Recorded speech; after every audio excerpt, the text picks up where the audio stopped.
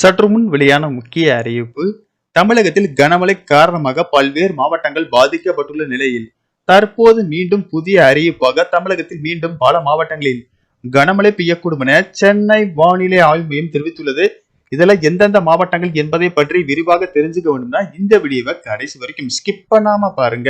இது போன்ற மழை சம்பந்தமான வீடியோக்களை உடனுக்குடன் தெரிஞ்சுக்க வேண்டும்னா வீடியோக்கு கீழே இருக்கக்கூடிய ரெட் கலர் சப்ஸ்கிரைப் பட்டனை பிரஸ் பண்ணிக்கோங்க. இந்திய பெருங்கடல் மற்றும் அதனை ஒட்டிய தென்மேற்கு வங்கக்கடல் பகுதிகளில் ஒரு வளிமண்டல கீழடுக்கு சுழற்சி நிலவுகிறது.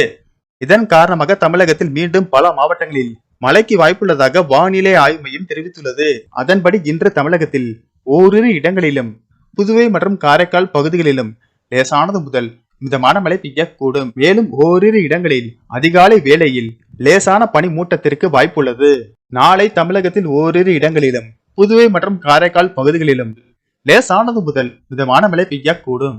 25 முதல் 28ஆம் தேதி வரை தமிழகத்தில் ஒரு சில இடங்களிலும் புதுவை மற்றும் காரைக்கால் பகுதிகளிலும் லேசானது முதல் மிதமான மழை பெய்யக்கூடும். 29ஆம் தேதி தென் தமிழகத்தில் ஒரு சில இடங்களிலும் வட தமிழகத்தில் ஓரிரு இடங்களிலும் புதுவை மற்றும் காரைக்கால் பகுதிகளிலும் லேசானது முதல் மிதமான மழை பெய்யக்கூடும். சென்னை மற்றும் புறநகர் பகுதிகளை பொறுத்தவரை அடுத்த 24 மணி நேரத்திற்கு வானம் ஓரளவு மேக மூட்டத்துடன் காணப்படும். நகரின் ஒரு சில பகுதிகளில் அதிகாலை வேளையில் லேசான பனிமூட்டம் காணப்படும்.